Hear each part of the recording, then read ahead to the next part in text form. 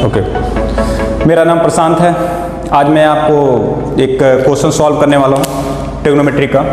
8.1 का question number 3 है। क्या दिया है? If sine A equal to 3/4 calculate cos A and tan A. मैं आपको इसको एक ट्रिक के थ्रू आपको इसको एक्सप्लेन करूंगा इस क्वेश्चन को। आप देखिएगा, इसके बाद आपको कोई भी ट्रिग्नोमेट्रिक रेशियो की वैल्यू गिवन होगी, किसी एक अगर कोई भी ट्रिग्नोमेट्रिक रेशियो वैल्यू आपको गिवन है तो आप कोई भी ट्रिग्नोमेट्रिक रेशियो आप फाइंड आउट कर सकते हो इस मेथड से।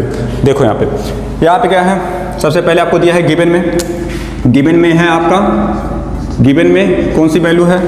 साइन की वैल्यू है, ठीक है ना। साइन यानी यहाँ पे दिया है साइन ए इक्वल टू 3/4, ठीक है। तो साइन ए इक्वल टू 3/4 ये आपको गिवन है। अब देखिए फ्रेंड, ये गिवन है। अब यहाँ पे साइन की वैल्यू क्या होता है आपको पता है? परपेंडिकुलर अपॉन हाइपोटेन्यूज होता है। तो परपेंडिकुलर अपॉन हाइपोटेन्यूज कहोगे, देखिए परपेंडिकुलर ये हो गया आपका, ये वाला साइड आपका परपेंडिकुलर हो गया, 90 के सामने वाला आपका क्या होगा? ऑलवेज हाइपोटेन्यूज, ठीक है। हाइपोटेन्यूज कहोगे सर ये बताइए ये परपेंडिकुलर क्यों हो गया, ये क्यों नहीं हुआ? तो देखो बेटा, अगर आप ये एंगल कंसीडर करोगे, कौन सा? ये एंगल आप कंसीडर करते हो, ठीक है ना। ये एंगल कंसीडर करते हो, ठीक है। तो अगर ये एंगल आप कंसीडर करते हो ए को, ठीक है, तो ए का सामने वाला साइड, देखिए यहाँ पे ए के सामने वाला जो साइड है यानी अपोजिट साइड, यानी ये एंगल ए है, इसका अपोजिट साइड क्या होगा? परपेंडिकुलर। अगर आप सी लेते हैं तो इसका अपोजिट साइड क्या हो जाता है? परपेंडिकुलर। लेकिन आपको यहाँ पे क्या दिया है? Angle A. तो आपको इसी एंगल से डिसाइड करना पड़ेगा कि आपको कौन सा परपेंडिकुलर लेना है। तो ये एंगल आपने कंसीडर किया है एंगल ए, तो सामने वाला साइड क्या होगा? परपेंडिकुलर। और 90 के सामने वाला ऑलवेज हाइपोटेन्यूज, जो कभी इंटरचेंज नहीं होगा। और जो बचा है वो क्या है? बेस है। इस साइड को बोलते हैं एडजेसेंट साइड, और इसको बोलते हैं परपेंडिकुलर को क्या बोलते हैं? Opposite side. और 90 के सामने वाला आपका क्या होगा? हाइपोटेन्यूज। तो अब यहाँ पे साइन क्या है? साइन की वैल्यू आप बता सकते हो। साइन क्या होता है? परपेंडिकुलर कितना है? BC, ठीक है। हाइपोटेन्यूज कितना है आपका? देखिए AC, BC अपॉन AC, ठीक है। और यहाँ पे क्या दिया हुआ है? 3/4। आप देखिएगा ये जो BC है ये क्या है आपका? ये BC परपेंडिकुलर है, ये BC क्या है? परपेंडिकुलर है। और ये क्या है आपका? हाइपोटेन्यूज है, ठीक है ना। ये बात आपको पता है। अब यहाँ से आपको क्या इसे कर लेंगे? देखिए, इसको बहुत सारे टीचर यहाँ पे बहुत बड़ी गलती कर देते हैं आपको बताने में कि BC की वैल्यू 3 ले लेते हैं और AC की वैल्यू 4, जो कि कभी नहीं होगा, ठीक है ना। उसमें क्या होता है? रेशियो में कोई भी वैल्यू अगर आपको गिवन है तो एक कॉमन मल्टीप्लायर आप रखेंगे। इसके बाद वो कॉमन मल्टीप्लायर क्या है? मान लेते हैं वो कॉमन मल्टीप्लायर क्या है? K है। ये K क्या हो सकता है? रियल नंबर हो सकते हैं, ठीक है। अब यहाँ पे मैंने इसको कॉमन मल्टीप्लायर एज्यूम कर लिया। आप इसे x भी ले सकते हो, ये आपकी मर्जी है, ठीक है। तो देखो आप क्या करना है, यहाँ पे BC की वैल्यू क्या हो जाएगा? 3K। यानी यहाँ से BC की वैल्यू आप रख लेंगे। BC की वैल्यू क्या है? 3K। एंड AC की वैल्यू क्या होगा यहाँ पे? 4K, ठीक है। अब यहाँ पे आप वैल्यू को रखते जाओ। BC की वैल्यू कितना है आपका? 3K है, ठीक है। BC की वैल्यू कितना है? 3K। तो यहाँ से आप रख दो, ये 3K है। AC की वैल्यू कितना है? 4K। आपको क्या निकालना है अब? हाइपोटेन्यूज। यानी आपको पता है किसी भी राइट एंगल ट्रायंगल में अगर दो साइड गिवन है ना बेटा, तो आपको तीसरा साइड फाइंड आउट करने के लिए PGT लगाना पड़ेगा, पाइथागोरस थ्योरम, ठीक है। तो पाइथागोरस थ्योरम लगाएंगे। तो अब PGT क्या होता है आपको पता है? हाइपोटेन्यूज का, यानी आपको PGT अप्लाई करना है। PGT अप्लाई करना है किस ट्रायंगल में? ट्रायंगल ABC में, ठीक है।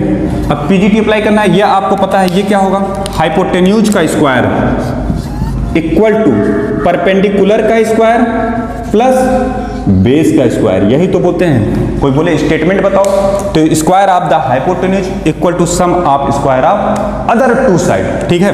अब यहाँ से हाइपोटेन्यूज का वैल्यू क्या है? अब हाइपोटेन्यूज यहाँ पे क्या है? AC है, ठीक है। ये AC, तो आप रख सकते हो हाइपोटेन्यूज को क्या बोल सकते हो? AC स्क्वायर बोल सकते हो। AC के स्क्वायर। परपेंडिकुलर क्या है आपका? BC का स्क्वायर। और बेस क्या है आपका? AB का स्क्वायर, ठीक है ना। यही तो है आपका, ठीक है। अब AC की वैल्यू आप सब्स्टिट्यूट करो, क्या है? AC की वैल्यू कितना है? 4K स्क्वायर, ठीक है। BC की वैल्यू कितना है आपको? 3K 3k²। और ए बी की वैल्यू कितना है आपका, फाइंड आउट करना है ये आपको, ए बी स्क्वायर, यही तो फाइंड आउट करना है ए बी का स्क्वायर आप, ठीक है, ए बी। यानी अब यह हो गया 4 4 जा कितना होगा 16, और ये क्या हो जाएगा k², ठीक। अब यहाँ पे 3 3 जा 9, और ये क्या हो जाएगा k², और ये क्या हो जाएगा आपका ए बी स्क्वायर, ठीक है।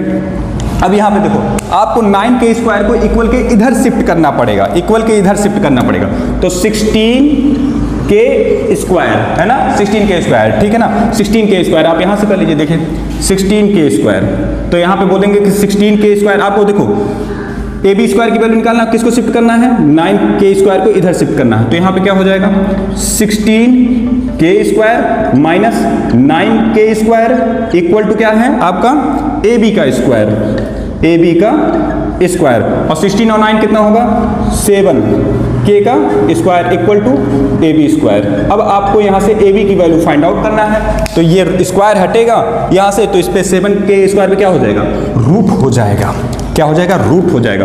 तो यहाँ से बोल सकते हैं sir A B equal to क्या हो जाएगा √7k² हो जाएगा, ठीक है। अब यहाँ से ए बी की वैल्यू क्या हो गई आपकी, ए बी की वैल्यू √7k, यही तो हमको फाइंड आउट करना है पहले, कि यहाँ पे जो ए बी की वैल्यू हो गई यानी बेस वो कितना आ गया आपका √7k आ गया। बस अगर ये तीनों साइड पता चले, किसी राइट एंगल के तीनों साइड पता है, अब आपको cos और tan का कोई भी वैल्यू पूछे तो आप बहुत ही इजीली फाइंड आउट कर सकते हो, ठीक है। आपको क्या फाइंड आउट करना है, आपको क्या फाइंड करना है cos a की वैल्यू, cos a, ठीक है, cos a, हमको cos a निकालना है। तो जैसे a आया देखो सामने वाला क्या होगा परपेंडिकुलर, जस्ट अपोजिट, इस एंगल का अपोजिट साइड परपेंडिकुलर, ठीक है। तो cos a क्या होगा बेस, यहाँ पे आप लिख सकते हैं बेस अपॉन हाइपोटेन्यूज, ये क्या कह सकते हो आप base upon hypotenuse, base upon hypotenuse, ठीक है। बेस कितना है देखिए √7k और हाइपोटेन्यूज कितना है 4k, तो यहाँ पे हो गया √7k अपॉन 4k, k से k क्या हो गया कैंसिल, क्या आंसर आया √7/4 आ गया, ठीक है। अब आप tan निकालेंगे, tan यानी tan a, क्या फाइंड आउट करना है हमको tan a फाइंड आउट करना है। tan a क्या होगा परपेंडिकुलर अपॉन बेस होगा, तो tan a क्या होगा परपेंडिकुलर अपॉन बेस, ठीक है, परपेंडिकुलर अपॉन बेस। अब देखिए परपेंडिकुलर कितना है आपका 3k, ठीक है, और बेस कितना है √7k, ठीक है, 3k अपॉन √7k, k से k फिर से कैंसिल आउट हो गया, ये क्या हो गया 3/√7 आ गया। देखा फ्रेंड, आपने इस तरह से बहुत ही अच्छी तरीके से इस क्वेश्चन को सॉल्व किया है, और जहां आप मिस्टेक करते थे यहाँ पे कॉमन मल्टीप्लायर में, ये भी देखना, ठीक है, आप कभी भी बोर्ड में करोगे तो ये गलती मिस्टेक मत कर देना, ठीक है ना। और अब मैं इस क्वेश्चन का एनालिसिस करने वाला हूं कि आपको ये बताने वाला हूं कि ये कैसे cos का बेस अपॉन हाइपोटेन्यूज और परपेंडिकुलर अपॉन बेस, बहुत सारे स्टूडेंट को ये याद नहीं रहता, लेकिन आप मेरे इस ट्रिक को फॉलो करेंगे तो आप जरूर इसको लर्न कर पाएंगे। कहोगे सर क्या ट्रिक है, बताता हूँ, देखिएगा यहाँ पे, देखिए यहाँ पे मैं एक ट्रिक बताने जा रहा हूँ, ठीक है। तो यहाँ से मैं पूरा एक्सप्लेन कर देता हूँ, ठीक है, ठीक है, यहाँ से पूरा एक्सप्लेन कर दिया मैंने, थोड़ा सा एक लाइन ले लूँ, ठीक है ना। अब यहाँ पे देखिए मैं यहाँ पे आपको ट्रिक बताऊँगा, वो ट्रिक क्या है, और यही एनालिसिस है, ठीक है, ट्रिक, ठीक है। अब सबसे पहला ट्रिक ये है आपका पंडित बद्री प्रसाद क्या बोलते हैं, पंडित बद्री प्रसाद क्या बोले, हर हर बोले, क्या बोले, हर हर बोले, ठीक है। तो आप इसको डिवाइड कर दीजिए, एक फार्मूला बन गया ना, PBPHHB, पंडित बद्री प्रसाद हर हर बोले, क्या बोले, हर हर बोले, ठीक है। अब देखो यहाँ पे साइन, देखो आप जो ये पहला एरो है ये साइन को रिप्रेजेंट करेगा, दूसरा कॉस को, तीसरा क्या करेगा tan को, ठीक है। फिर क्लॉकवाइज आते जाएंगे, नीचे से ये क्या करेगा कॉट को, ठीक है। फिर ये किसको रिप्रेजेंट करेगा सेक को और ये कॉसेक को। पहले तो ये बताओ आपको ये ट्रिग्नोमेट्रिक रेशियो याद है कि नहीं? याद होना चाहिए। Sine cos tan cot sec cosec, sine cos tan cot sec cosec, sine cos tan cot sec cosec. अब देखो डाउन एरो का मतलब क्या होता है? Perpendicular upon hypotenuse. Down arrow पहले perpendicular base upon hypotenuse, down arrow B P upon B, perpendicular upon base. अब up arrow है तो अप एरो पहले base upon perpendicular, hypotenuse upon base, hypotenuse upon perpendicular. तो देखा friend क्या बोलते हैं? हर हर बोले। क्या बोले? हर हर बोले। पंडित जी बोले, पंडित बद्री प्रसाद क्या बोले? हर हर बोले। एक तो ये ट्रिक हुआ, ठीक है। दूसरा आप यहां से ये सीखेंगे, इस क्वेश्चन को एनालिसिस करके देखते हैं कि आप इस क्वेश्चन से क्या सीखे।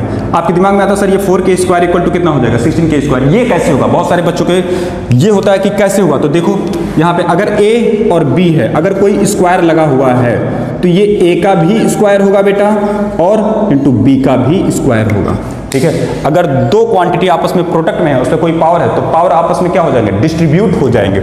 अगेन इस पार्ट में देखो, अगर आपको ये भी देखना है कि आपको इस पार्ट में ये शिफ्ट करना नहीं आता है, ठीक है, ये भी देखो, ये भी बेसिक में आ जाएगा आपका। अगर a plus B equal to 0 है तो यहाँ पे अगर मैं पूछूं a को शिफ्ट b को शिफ्ट करो तो क्या हो जाएगा? यहाँ प्लस है तो इक्वल को उधर जाएगा, क्या हो जाएगा? माइनस हो जाएगा, ठीक है। ऑब्जर्व करो। लेकिन अगर कोई पूछा सर ये बताइए अगर यहाँ पे मैं माइनस कर दिया तो कोई नहीं दिक्कत है बेटा। आप अगर माइनस बी को उधर शिफ्ट करोगे तो क्या हो जाएगा? यहाँ पे प्लस हो जाएगा, प्लस बी आ जाएगा, ठीक है। आप इस तरह से इस क्वेश्चन को सॉल्व किए। आगे मैं आपको बताऊंगा इसी क्वेश्चन को ट्रिग्नोमेट्रिक रेशियो के थ्रू आप फार्मूले से कैसे सॉल्व करेंगे। जब मैं आपको आइडेंटिटी बताऊंगा ना तो आप विदाउट ट्रायंगल फॉर्म किए हुए ही आप इस क्वेश्चन को सेकंड मेथड से कर सकते हो, ठीक है। ये सीबीएसई का जो एनसीईआरटी आपका है 8.1 ट्रिग्नोमेट्री में, इसको सॉल्व करने के बाद आपको एमएल अग्रवाल यानी जो आईसीएसई में चलता है मैं उसको भी आपको सॉल्व करूंगा, ठीक है। आईसीएसई वाले बच्चों के लिए भी मैं करूंगा। और फ्रेंड आप ऐसे ही पढ़ेंगे, कोई भी क्वेश्चन करें एनालिसिस करें, ठीक है।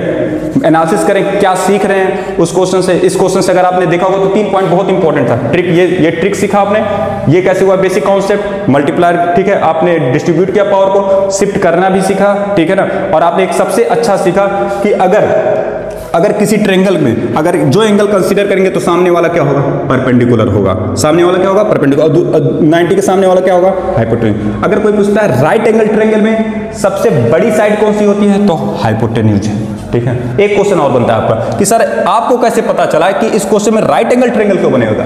क्योंकि बेटा याद रखो जो आप ट्रिग्नोमेट्रिक पढ़ रहे हो ना, इसमें ट्रिग्नोमेट्रिक रेशियो है वो केवल अप्लीकेबल हो जाते हैं कुछ में राइट एंगल ट्रायंगल में, ठीक है ना। ये जो ट्रिग्नोमेट्रिक रेशियो है ये राइट एंगल ट्रायंगल में ही एप्लीकेबल होते हैं कि दो साइड गिवन है तो आपको तीसरा साइड पीजीटी लगाना पड़ता है, इसलिए मैंने राइट एंगल ट्रायंगल लिया।